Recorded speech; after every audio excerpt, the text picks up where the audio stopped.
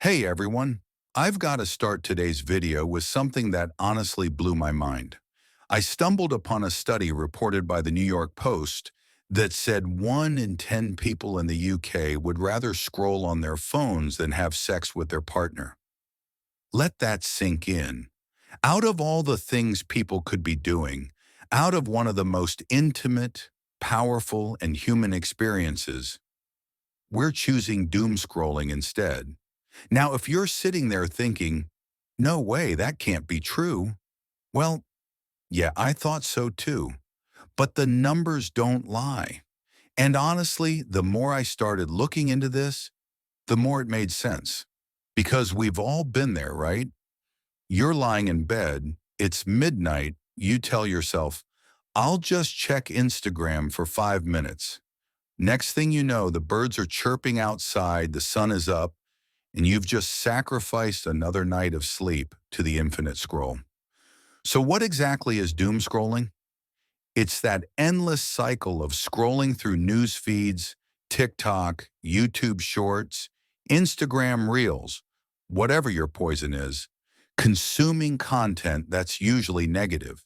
Bad news, drama, outrage, tragedy. The word doom literally means destruction, gloom, the end of the world. Add it to scrolling, and you've got the picture. And here's the crazy part. Doom scrolling started out as a way to describe obsessively reading negative news, like during the pandemic. But now it's expanded.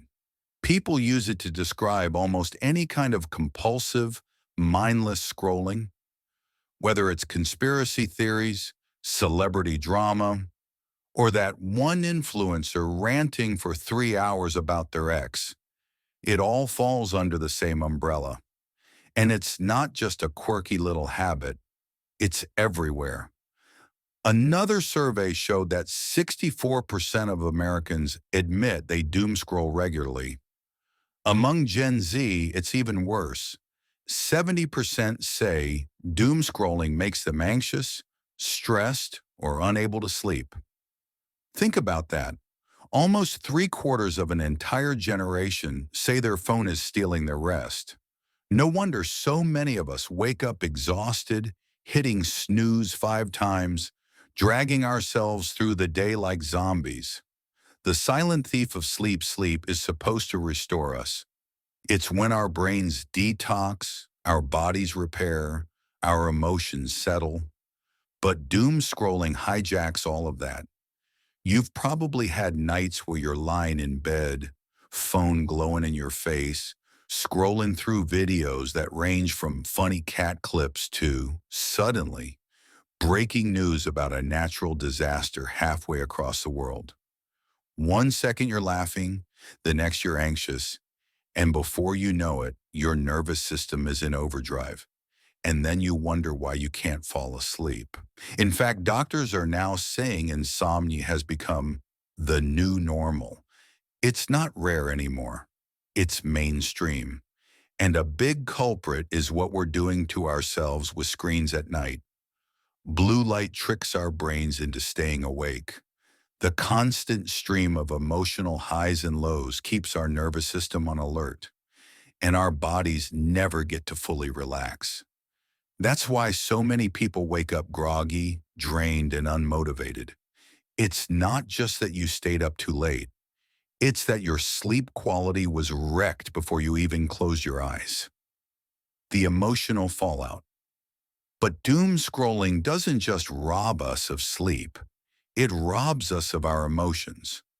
A study published in Forbes pointed out that constant exposure to shocking, dramatic content numbs our ability to empathize.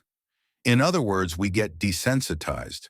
When you see tragedy after tragedy on your screen, eventually it just feels normal, and that's dangerous.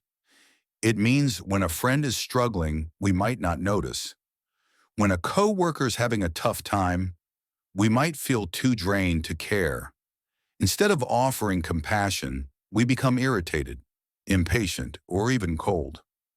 I've talked to people who openly admit they hate office life, and not just in a light, Mondays suck kind of way. They really can't stand it. They say the workplace feels toxic, full of tension and negativity. Now, there are lots of reasons for that, but one question I can't shake is, could doom scrolling be part of the problem? Think about it. If your brain is constantly marinating in online drama, anger, and outrage, how likely are you to walk into work calm, patient, and understanding? Not very. The everyday zombie apocalypse. Let me paint you a picture. The other morning, I was walking down a hallway in an office building around 7:30 a.m.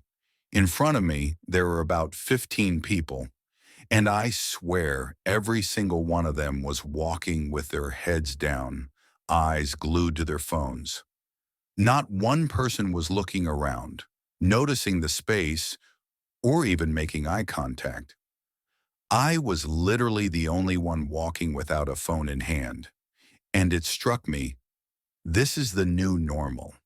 A group of humans in the same space, yet completely disconnected, trapped in their own digital bubbles.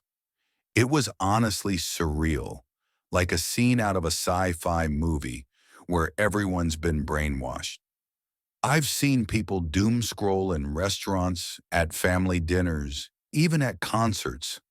One time I was at a live show. Amazing singer on stage, the kind of performance people would pay good money to see. And the guy in front of me, he spent the entire show scrolling his phone. Didn't look up once. It was like he was hypnotized.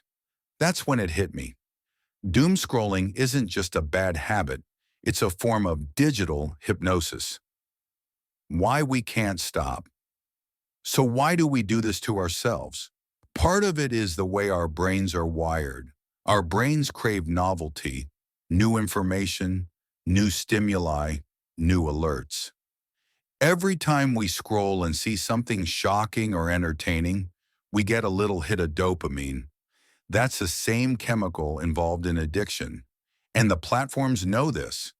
Social media companies design their apps to keep us hooked. Infinite scroll, push notifications, autoplay, these aren't accidents. They're engineered traps. Another reason is FOMO, the fear of missing out. We convince ourselves that if we don't keep scrolling, we'll miss something important. But let's be real. How many of the things you scrolled past last night are you even thinking about today? Probably zero, the real cost. So here's the bottom line. Doom scrolling is not harmless. It costs us time. Hours vanish into the digital void. Sleep. Our bodies lose the rest we desperately need. Emotions. We become numb, irritable, and less empathetic. Relationships. Instead of connecting with the people around us, we hide in screens. And most of us know it. Deep down, we feel it. That's why we wake up guilty, drained, and wondering why life feels like it's on autopilot. Breaking free. What actually works now? I don't want to just dump all this doom on you and not offer solutions. So let's talk about how to fight back. 1. Social buffering, aka get off your phone with friends. Quitting alone is tough, but if you do things with other people, you naturally use your phone less. Go play basketball, go for a hike, join a fitness class. Even something simple like grabbing coffee with a friend forces you to put the phone down and engage. 2. Digital CBT, cognitive behavioral therapy. This sounds fancy, but it's simple. Write down your real thoughts about scrolling. For example, if I don't check my phone, I'll miss something important. Then rewrite that thought into something healthier. If it's truly big news, I'll hear about tomorrow anyway. At first, it feels awkward, but over time, you're literally rewiring your brain. Just like learning a new language, repetition turns it into your new normal. 3. Set tech boundaries. Put your phone in another room when you sleep. Use Do Not Disturb mode after 10 p.m. Delete the apps that waste most of your time. You'll be amazed how much lighter you feel when you're not constantly available to the digital world. 4. Replace scrolling with something life-giving. Read a book, journal, meditate. Go for a walk and actually notice the sky, the trees, the air. Sounds cheesy, I know, but you'd be surprised how refreshing it is to experience the real world again. Final thoughts. So here's my challenge for you. For the next week, pay attention. Notice when you pick up your phone. Notice how long you scroll. Notice how you feel afterward. Do you feel energized, inspired, joyful? Or do you feel anxious, restless, empty? If it's the second one, maybe it's time to ask, is doom scrolling worth the cost? Because at the end of the day, this isn't about missing a few memes or TikToks.